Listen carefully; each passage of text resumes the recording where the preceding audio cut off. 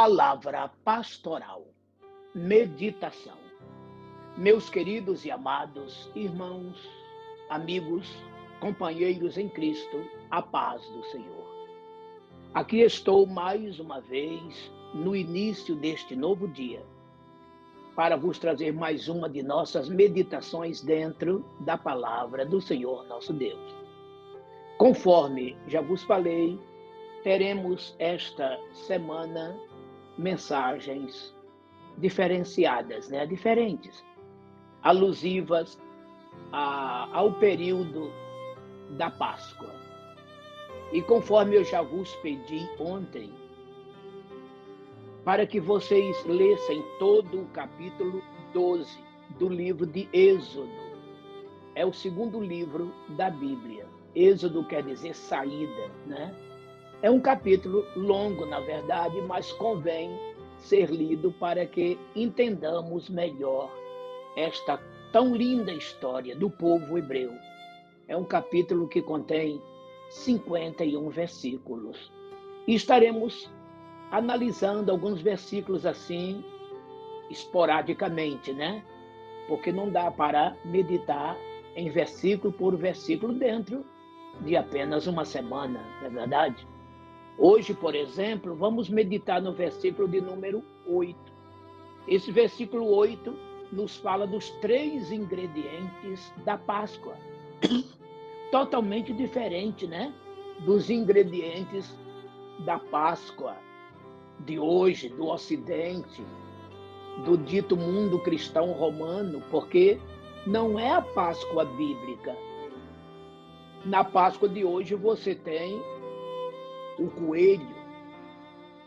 Na Páscoa de hoje você tem o ovo deste coelho e ainda por cima é um ovo de chocolate, não é nem um ovo comum, E outros ingredientes mais, comidas na base de peixe somente, frutos do mar, etc, E a Bíblia não nos ensina nada destas coisas.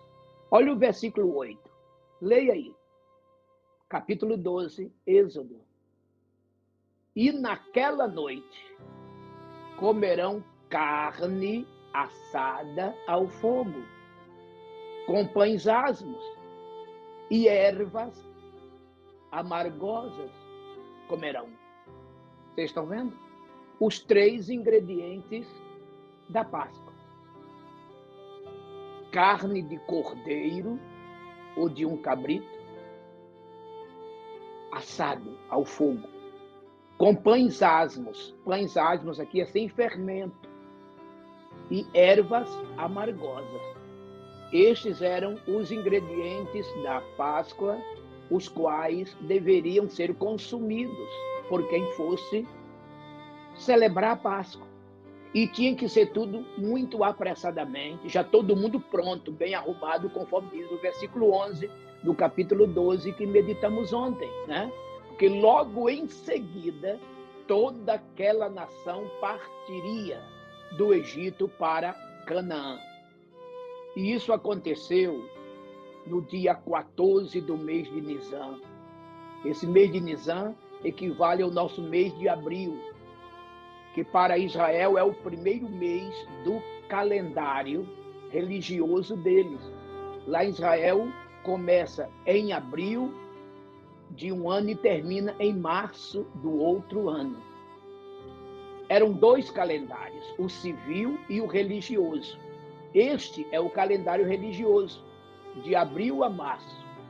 Já o civil começa no final de setembro e termina também no final de setembro, tá certo? Então, isso fique bem claro aqui. Então, aconteceu essa festa, esse dia, a saída do Egito, no dia 14 do mês de abril, entre aspas aqui, abril, que para eles é Abib, ou Nisan, tem esses 2 nomes, Abib ou Nisan, corresponde ao mês de abril, do ano 1445 a.C. Tá vendo, irmãos? Então veja que é uma festa que já eles comemoram há quase 3.500 anos a saída de Israel do Egito em direção à terra de Canaã, onde hoje está localizada a nação de Israel, ali no Oriente Médio, viu? E foi uma caminhada de 40 anos do deserto. Eles saíram no ano 1445 e chegaram no ano de 1405 a.C. A ordem cronológica no Antigo Testamento ela é decrescente. É por isso que dá essa diminuição. 1445 a 1405, 40 anos. Deus fez isto porque o deserto, se fosse uma viagem em linha reta, não passaria de 2, 3 meses andando a pé, né? No máximo. Mas, dadas as peripécias do deserto, as nações inimigas e muito daqueles ali não entendendo o plano divino, muita murmuração no deserto, muita coisa, eles ficaram circulando como se fossem um 8. Imagine um 8. Eles ficaram assim circulando. E aí, uma viagem de no máximo 3, 4 meses, enfim, ela se estendeu por 40 longos anos. E aquela turma toda que saiu do Egito, com exceção de Josué e Caleb, todos pereceram no meio do deserto. Quem chegou lá em Canaã foi uma nova geração que nasceu em pleno deserto. Dos antigos, praticamente Josué e Caleb, né? É que chegaram e entraram e tomaram posse. Isso é um pequeno relato, viu, irmãos? E aqui, vamos meditar hoje nessa carne assada. Essa carne assada, é claro, era a carne do cordeiro. Esse cordeiro de 1 ano, ele era separado, viu? E era levado para ser cuidado por 4 dias, do dia 10 até o dia 14. E ao entardecer do dia 14, aquele cordeiro era imolado, cada um cordeiro para uma família, entendam isso. Um cordeiro para cada família, conforme nos relata aqui os versículos 2, 3, 4 do capítulo 12. Mas se a família fosse pequena, ajuntava-se 2, 3 famílias para que aquele cordeiro fosse consumido. Mesmo assim, se sobrasse, aquela carne pela manhã teria que ser queimada totalmente. Além de já ter sido assada, ela teria que ser totalmente destruída, sendo queimada. Não podia ser enterrada nem jogada fora. Era consumida ao fogo, viu? Porque justamente era uma cerimônia especial.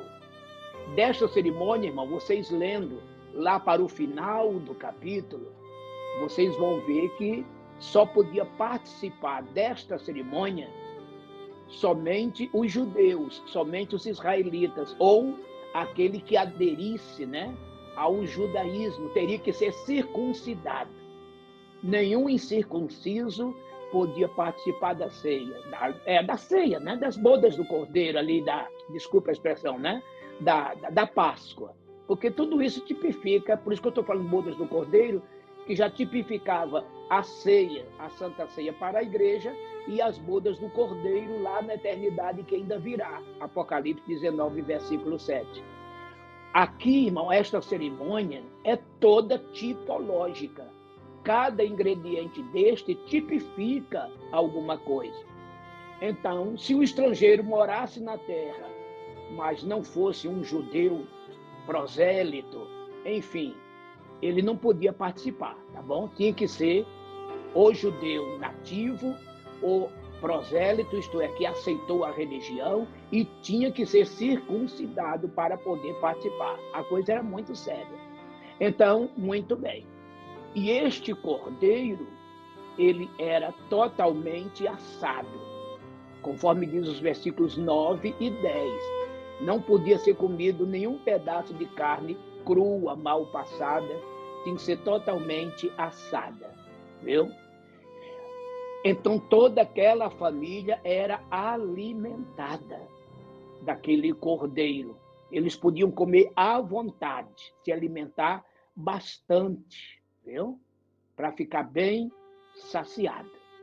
Isso tipifica o quê, irmãos? Jesus como o Cordeiro de Deus, na cruz imolado, sacrificado para tirar o pecado do mundo.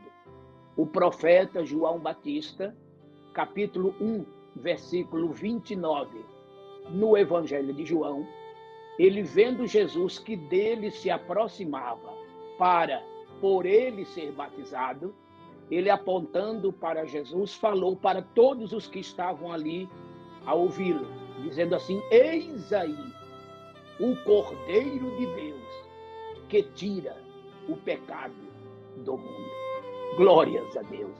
Então aquele Cordeiro que estava sendo imolado naquela noite tipificava o verdadeiro Cordeiro de Deus que viria ao mundo para tirar o pecado do mundo. Assim como aquele cordeiro lá no Antigo Egito estava sendo sacrificado como um símbolo de libertação, a saída de um povo de uma terra opressora, das garras de um tirano senhor opressor chamado Faraó. E aquele povo saiu de tudo aquilo para a liberdade e para uma terra que manava leite e mel, que seria sua própria para sempre. Já estava falando de um Jesus que viria para morrer para salvar o mundo, tirar das garras do mundo e do pecado e de Satanás almas preciosas, dando-lhe a liberdade eterna e tendo a condição de conduzi-la para a nova pátria, a nova Jerusalém celestial. É por isso que Jesus disse: conhecereis a verdade, e a verdade vos libertará. Se, pois, o Filho vos libertar, verdadeiramente sereis livres. João 8, 32 e 36. Muito bem. Então veja que aquele cordeiro que tipificava Cristo, o libertador e o condutor para um outro lugar de excelência, para uma morada permanente, aquele cordeiro serviu de alimento para cada família. E todos os cordeiros alimentaram todas as famílias dos hebreus naquela noite. Isso quer dizer o quê? Que a morte de Jesus Cristo na cruz do Calvário serviria não só de libertação para o mundo, salvação para o mundo, transportar as almas convertidas para Jerusalém celestial, como também nos serve de alimento espiritual. Leia João capítulo 6, versículos de 50 até os 59. Leia esses 10 versículos, onde Jesus disse que ele é o pão da vida. Ele é o pão que desceu do céu. Mas logo em seguida ele disse que este pão é a sua carne, é o seu sangue. E ele disse: quem não comer da minha carne e não beber do meu sangue, não tem vida em si mesmo. Olha aí. Então, quem quiser ter vida, tem que se alimentar de Jesus. É claro, irmãos, que os que ali estavam, com exceção dos 12 discípulos, os demais discípulos, aqueles que estavam ali só seguindo Jesus, não entenderam em nada o conteúdo da mensagem. Eles levaram para o lado literal, achando que Jesus estava falando de sua carne física, do seu sangue físico, e não era nada disso. Ele estava falando de um pão espiritual. Ele começa no versículo 50 dizendo que ele é o pão vivo que desceu do céu. E vocês vão ver que no versículo 58, 59, ele conclui dizendo que ele é este pão vivo. Agora, entre os versículos 50 e 58, então ele explica que este pão é a sua carne, este pão é o seu sangue. Ele estava falando, irmão, do seu sacrifício. que o seu sacrifício na cruz, a sua morte na cruz, nos daria o quê? Vida. Alguém consegue viver sem se alimentar? Não. Então, o sacrifício, a morte de Jesus, ele, ao mesmo tempo que era uma morte para salvação da alma, libertação do cativeiro e condução para um transporte celestial, também serviu de alimento, sustento espiritual. Então, quem aceita verdadeiramente a Jesus, o Cordeiro de Deus, é por ele alimentado para sempre. E o próprio Jesus disse que nunca mais terá fome. Ele falou isso. Quem vier a mim, né, nunca mais terá sede, nunca mais terá fome. João 6:35 em diante. Essa é que é a verdade. Então, Jesus é o Cordeiro que na cruz morreu para salvar, libertar, conduzir ao céu e alimentar todo o ser humano dele próprio, que é a verdadeira palavra. Palavra que é alimento, que mata a fome. Palavra que é água, que mata a sede. Ele diz que quem não nascer da água, que é a palavra, e do Espírito, não pode entrar no reino de Deus. João 3:5. A palavra de Deus, ela tem múltipla ação. Ela alimenta, ela sacia, ela limpa, ela lava, ela é guardiã, isto é, quem a guarda não peca, não é? Ela é espada, ela é luz. Olha quanta coisa é a palavra. Jesus disse: vós estáis limpos pela palavra que vos tenho falado. João 15:3. Como purificará? Como lavará o mancebo o seu caminho? Observando conforme a tua palavra. Escondi tua palavra no meu coração, para não pecar contra ti. Lâmpada para os meus pés é a tua palavra, luz para os meus caminhos. Salmos 119, versículos 9, 11 e 105. Em João 17:17, a palavra de Deus nos é apresentada como elemento de santificação. Disse Jesus orando ao seu Pai: santifica-os na verdade. A tua palavra é a verdade. João 17:17. E conforme já citei, conhecereis a verdade vos libertará. Se, pois, o Filho vos libertar, verdadeiramente sereis livres. João 8:32, 36. E ele disse: eu sou o caminho, a verdade e a vida.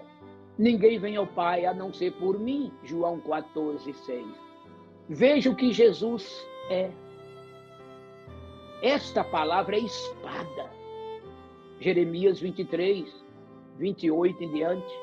Ela é martelo que esmiuça a penha. Ela é espada alguma de 2 gumes, né? Hebreus 4:12. Ela é viva, ela é eficaz, ela é mais penetrante do que espada alguma de 2 gumes, que penetra até a divisão da alma, do espírito, das juntas, medulas, é apta para discernir os pensamentos e as intenções do coração. E na armadura de Deus, lá em Efésios 6, né, Paulo mostra a palavra como a espada do Espírito.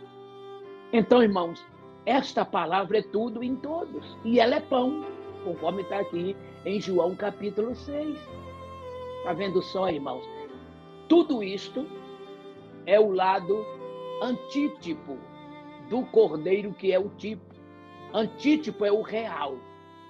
Aqui em Êxodo 12:8 está se mostrando o cordeiro como o tipo de Cristo, que é o antítipo, ou seja, o real. É nele que tudo se cumpre. Está vendo, irmãos? Então, aquele cordeiro que, ao entardecer, foi sacrificado ali.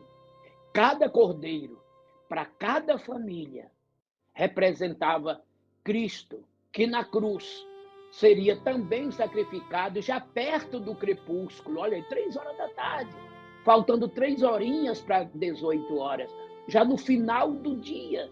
E com uma diferença. Qual? Que lá, na primeira Páscoa, era um cordeiro para cada família. Na cruz foi o cordeiro para todas as famílias da terra. Está vendo? Então, Cristo, aqui, nele se cumpria essa tipologia do cordeiro pascal. Lá, quase 500 anos antes desse acontecimento aqui da morte de Cristo.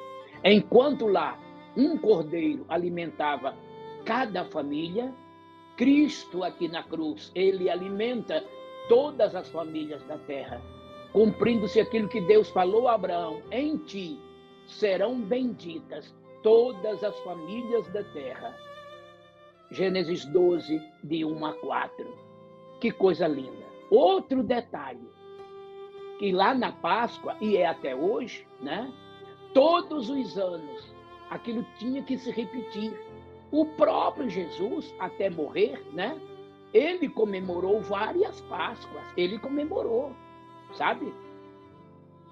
De tudo ele se lembrou, porque ali ele estava como homem, mas como antes dele nascer, ele participou de tudo aquilo no Egito, porque ele é Deus, não é verdade? Ele viu aquilo tudo acontecer.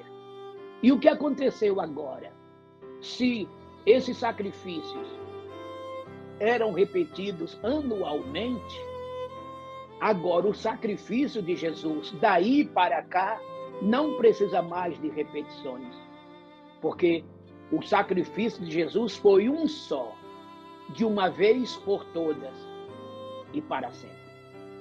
Já dizia o pastor Billy Graham, a cruz é o instrumento de martírio que condena todos os demais instrumentos. Ou seja, depois da cruz, já não se faz necessário mais nenhum sacrifício.